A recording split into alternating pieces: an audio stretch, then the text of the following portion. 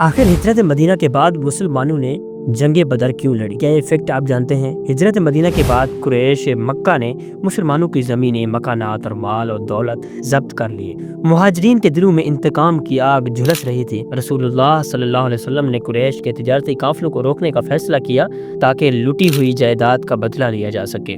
سن 624 عیسوی میں ابو سفیان کا بڑا قافلہ شام سے واپس آ رہا تھا۔ یہ قافلہ 50,000 دینار کی مالکیت کے ساتھ 70 محافظوں پر مشتمل تھا۔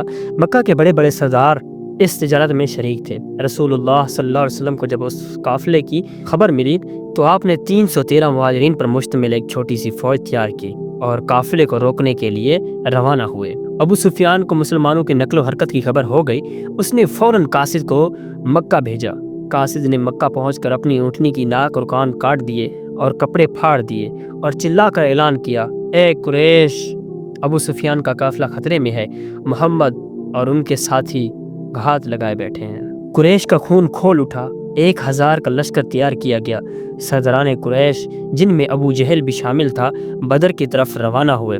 اگرچہ راستے میں ابو سفیان نے قافلہ بچا کر بحیرہ احمر کے کنارے سے گزار لیا، لیکن قریش کے متکبر سرداروں نے فیصلہ کیا کہ اب مسلمانوں کو ہمیشہ کے لیے صفحہ ہستی سے ختم کر دیا جائے۔ دوسری طرف مسلمان بدر کے میدان میں پہنچ چکے تھے۔ 313 جانثار، جن کے پاس صرف 2 گھوڑے اور 70 اونٹ تھے۔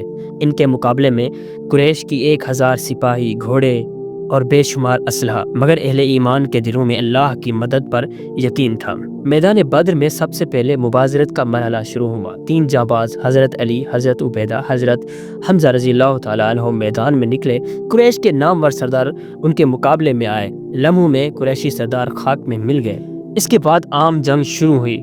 قریش نے تیروں کی بارش کر دی، لیکن مسلمانوں نے صبر و استقامت کے ساتھ ڈٹ کر مقابلہ کیا۔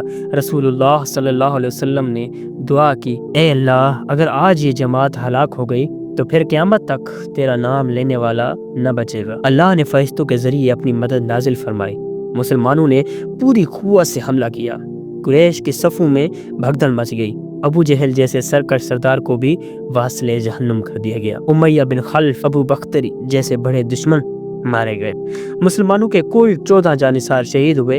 اس کے مقابلے میں قریش کے 70 افراد مارے گئے اور 70 قید ہوئے۔ مقتولین میں مکہ کے تقریباً تمام بڑے سردار شامل تھے۔